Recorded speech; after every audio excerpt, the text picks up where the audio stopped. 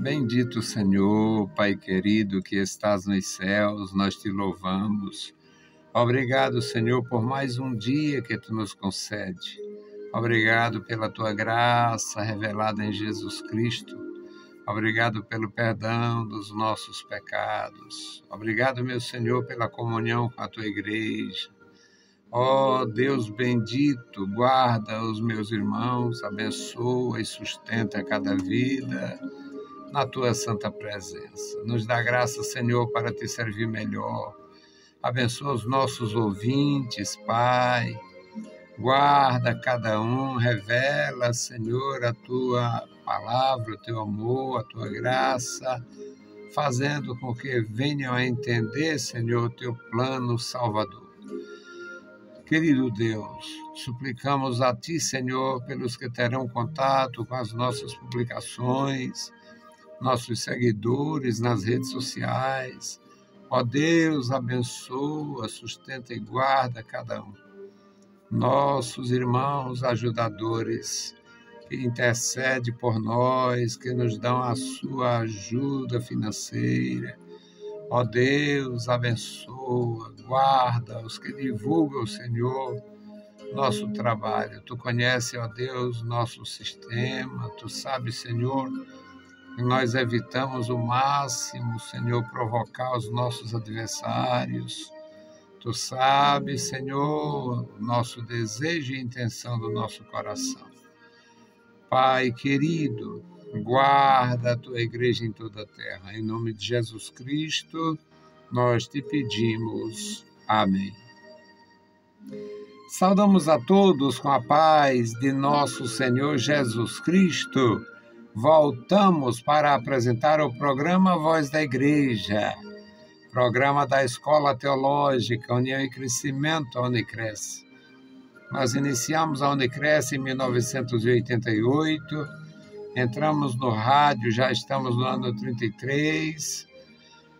Desde o princípio, nosso trabalho teve este objetivo: trazer a mensagem da palavra de Deus, ler a palavra de Deus, pregar a palavra de Deus, ensinar a palavra de Deus e levar aos nossos irmãos a palavra da salvação, visitando através do rádio, através do contato telefônico, através da nossa limitada atuação, fazer isto. Na capelania educacional, na capelania empresarial, na capelania hospitalar. E o nosso sentimento, meus amados, é que nós temos cumprido o nosso objetivo até agora e continuamos. Hoje nós vamos meditar em Marcos, capítulo 8, os versículos 27 a 33. Uma terrível repreensão do Senhor Jesus ao seu discípulo Pedro. A maioria, pelo menos no Ocidente, tem o dogma, é uma mentira, mas eles acreditam. Muita gente acredita na mentira. Aliás, a mentira geralmente é mais aceita. E no Ocidente, o Pedro se tornou uma pessoa importante para a religião, porque o Papa, foi o primeiro Papa, tudo mentira. Pedro nunca foi Papa, Pedro era casado, Pedro era simples, Pedro não tinha vocação para enganar ninguém, nem para mentir. Mas Pedro confessou que Jesus era o Filho de Deus. E no capítulo 16 de Mateus, o Senhor Jesus dá graças a Deus pela vida de Pedro. Agora aqui em Marcos capítulo 8.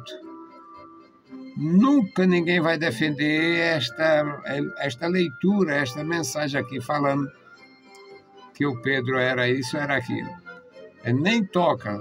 Para eles é o suficiente e bastante convincente Mateus 16. mas a Bíblia é completa. Aqui nós vamos ver a repreensão terrível do Senhor Jesus a Pedro. É o mesmo Pedro e é o mesmo Jesus. Evangelho conforme escreveu Marcos, capítulo 8, versículos 27 a 33. Diz assim a palavra do nosso Deus.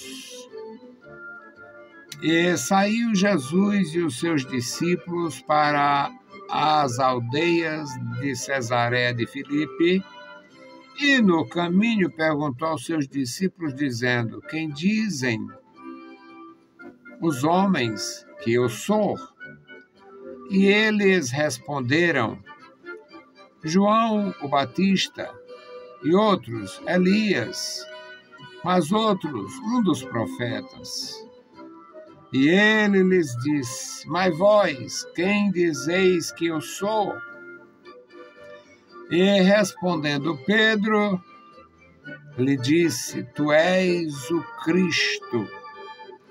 E admoestou-os para que a ninguém dissesse aquilo dele. E começou a ensinar-lhes que importava que o Filho do Homem padecesse muito, que fosse rejeitado pelos anciãos e principais dos sacerdotes e pelos escribas, e que fosse morto, mas que depois de 3 dias ressuscitaria.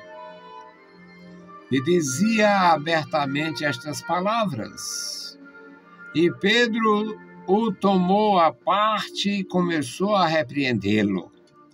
Mas ele, virando-se e olhando para os seus discípulos, repreendeu a Pedro, dizendo: Retira-te de diante de mim, Satanás, porque não compreendes as coisas que são de Deus, mas as que são dos homens.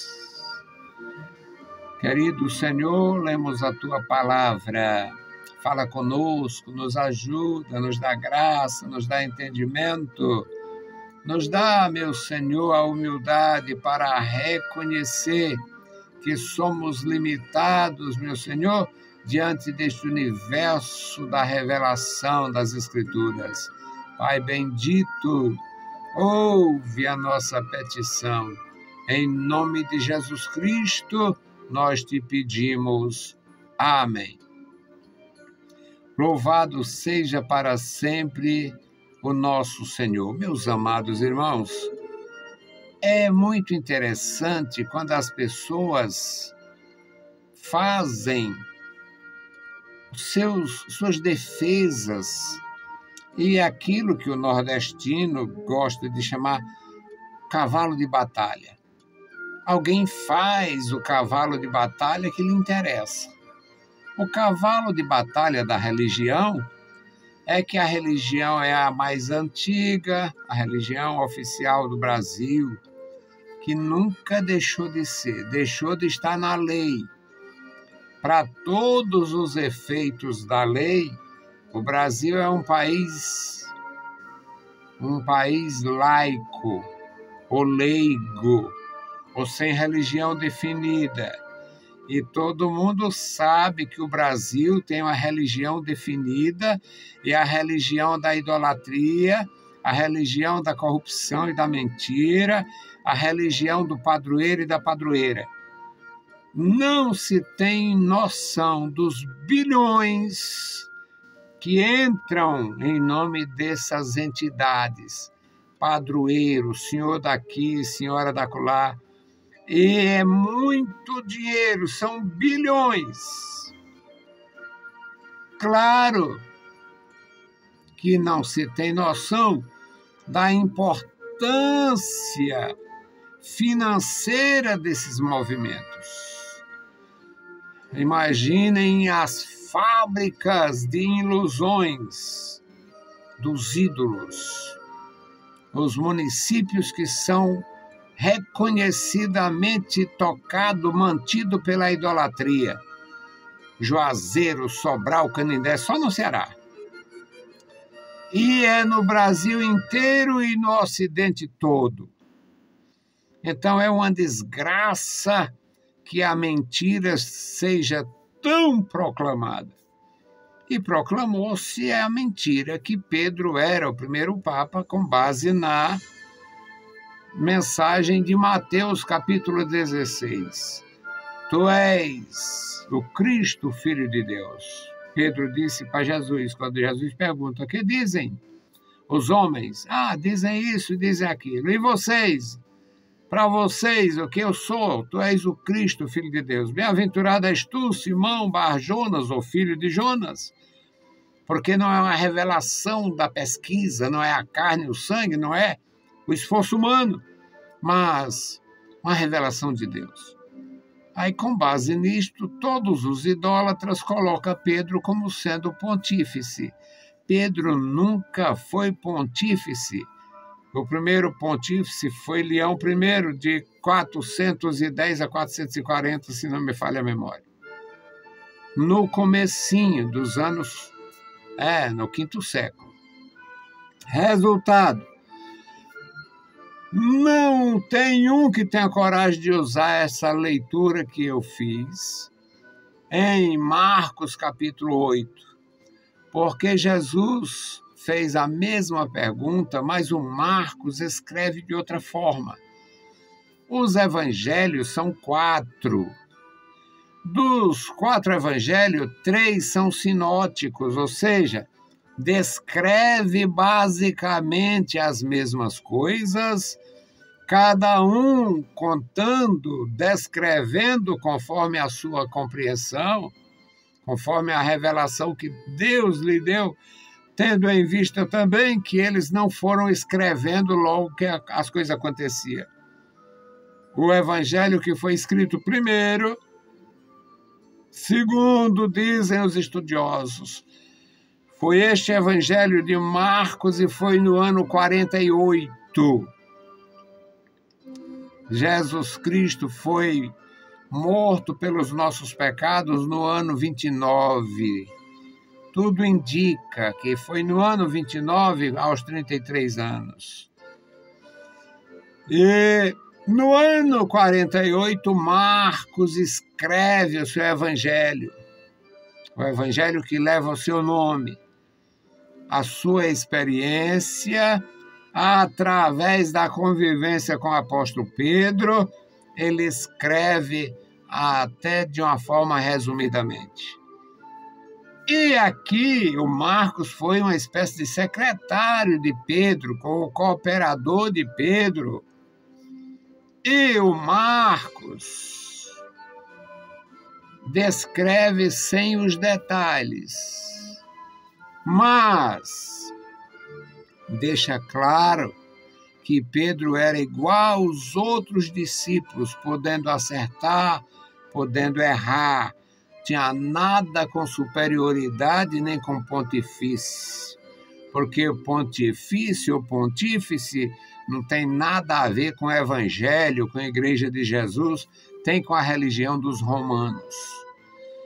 Então, meus amados, é muito bom a gente aprender. Jesus Cristo foi com seus discípulos para a região da Cesareia, ou Cesareia de Filipe. É ali na região do Monte Hermon. Hoje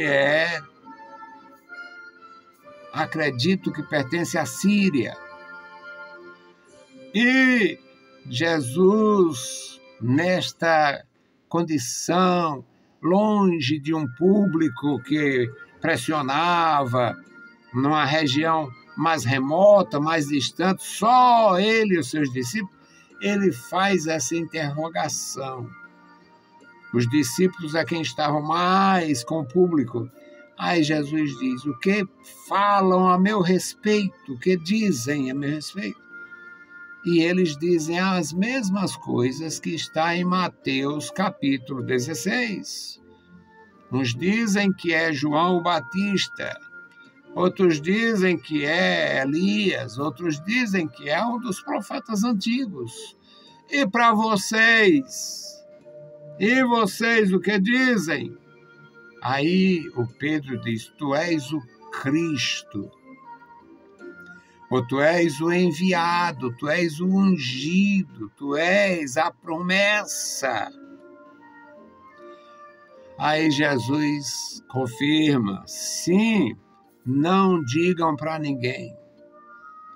Jesus confirma que ele é a promessa. Jesus confirma que ele é o enviado, ele é o Cristo, ele é o ungido, ele é o Salvador. Mas não comentem, não digam isso para ninguém. Jesus queria e fez isso até o final. Evitar precipitação na sua missão. Aí Jesus disse: então não diga para ninguém. E começou a ensinar: olha, vai acontecer isto. Os anciãos vão me rejeitar. Os escribas vão me rejeitar. Os sacerdotes vão me rejeitar. Vão rejeitar o Filho do Homem. E vão matar o Filho do Homem. Mas o Filho do Homem vai ressuscitar ao terceiro dia. E essa história da rejeição, da morte, da ressurreição, mexeu com o emocional de Pedro. Pedro não tinha, nenhum deles tinha estrutura para entender que Jesus seria eliminado pelos seus adversários, fariseus, saduceus e principais sacerdotes, doutores da lei. Nenhum discípulo tinha esta maturidade para entender que Jesus seria eliminado pelos seus adversários, seria de fato morto, não era perseguido, expulso, insultado, não, era morto. Jesus ia morrer, seria morto por eles. Mas aconteceria que ao terceiro dia ele ressuscitaria. Eles não tinham capacidade e instrução para absolver isto. Aí o Pedro chama Jesus à parte. E não tem as palavras dele, mas ele repreendeu. Acabe com isto, isso é ruim, desencoraja a gente, desencoraja os outros. Ninguém sabe o que o Pedro fez, o que o Pedro disse, mas era uma reprovação. Eram palavras reprovadoras, ele estava reprovando Jesus. Após confessar que Jesus era o Cristo, ele só falta dizer: Cristo, deixa disto, não diga essa bobagem, não. Não tem como, tu não vai morrer coisa nenhuma. Aí Jesus repreende o Pedro desta forma tão dura: para trás de mim, Satanás. Para trás de mim, Satanás, que não entende as coisas de Deus. Para trás de mim, Satanás, que não compreende as coisas de Deus. Só compreende as coisas dos homens, que não tem fé suficiente para ver Deus operando. Não acredita no que eu estou dizendo. Para trás de mim, Satanás. Pois é. Há uns 30 anos, mais ou menos, eu pregando. No rádio mesmo. Naquele tempo que eu já era bastante inquieto, talvez hoje eu sou fracote, como dizem uns amigos meus. Eu já disse: se o Pedro tivesse sido Papa alguma vez na vida, foi só naquele dia que Jesus chamou ele de Satanás. porque ele não representava o interesse de Deus, ele contrariava o interesse de Deus. Ele, na sua reprovação a Jesus, ele inconscientemente estava servindo ao diabo. Por isso é que Jesus foi tão enfático, tão duro: para trás de mim, Satanás. Porque o Pedro estava falando, mas era o diabo que estava instigando para que ele não aceitasse a verdade, não aceitasse a realidade e até se insubordinasse contra o Filho de Deus. Aí, meus amados, Pedro sentiu terrivelmente aquilo. A Bíblia nos mostra muitas exortações terríveis. Exortações terríveis, as piores. As piores.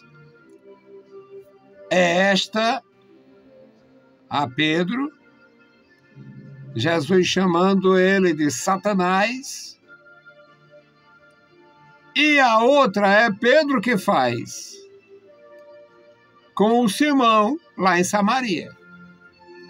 O Simão era um feiticeiro que tinha aceitado a realidade do Evangelho, mas não estava à altura da missão. E ele propôs dar dinheiro para receber poder. Aí o Pedro tinha aprendido a lição com Jesus. O Pedro disse: o teu dinheiro seja contigo, vá com o teu dinheiro para a perdição ou para o inferno.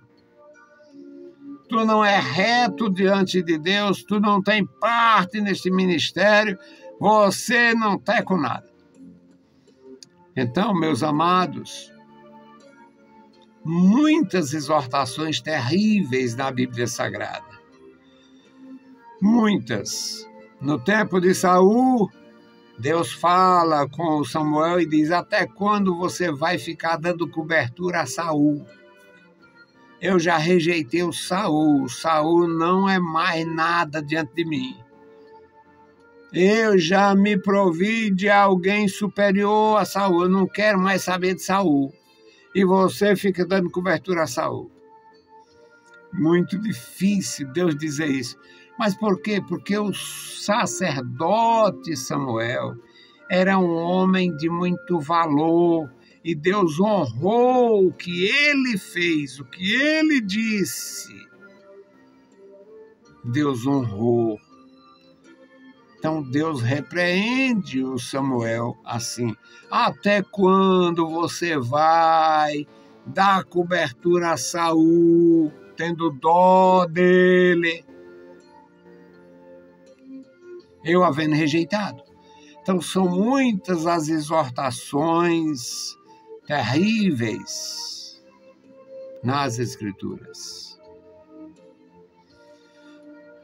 As piores é Jesus chamando um dos seus discípulos assim, de Satanás: para trás de mim, Satanás, que me serve de escândalo, porque não entende as coisas de Deus, só entende as coisas humanas.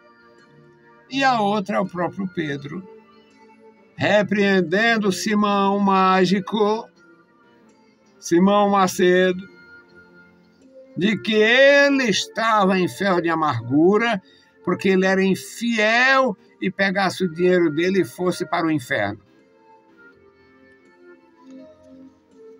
Aprendemos tudo na palavra de Deus. Ela é completa, perfeita, maravilhosa e vale para você e para mim. Então vamos orar, fazer intercessão pelo memorial da oração que inclui toda a Igreja do Senhor Jesus. Meus irmãos que eu conheço, que eu tenho comunhão, e os que nós não temos nem conhecimento. Bendito Senhor, Pai querido, Pai santo que estás nos céus, nós te louvamos. Obrigado pela vida, pela salvação, pela tua bondade, pelo teu amor. Obrigado, meu Senhor, pelos nossos irmãos e ouvintes. Obrigado pelos nossos ajudadores e intercessores. Dá graça à tua igreja, às criancinhas, à juventude, às famílias, os idosos, ó Deus, os fragilizados, os que estão, meu Senhor, passando por momentos difíceis na saúde, os que estão inválidos, ó Deus, os teus servos que não vê, que não lê, os teus servos que não ouvem, que não andam, ó Deus, tenha compaixão, ajuda, dá graça, usa a tua igreja para exercer misericórdia. Amado Pai, Deus Todo-Poderoso, opera no nosso viver, meu Senhor. Em nome de Jesus Cristo, nós te pedimos e te agradecemos. Amém. Salamos a todos com a paz de nosso Senhor Jesus Cristo. Se o Senhor permitir, a gente volta. Deus os abençoe. Leiam a Bíblia Sagrada e a graça de nosso Salvador repouse sobre vós. Amém.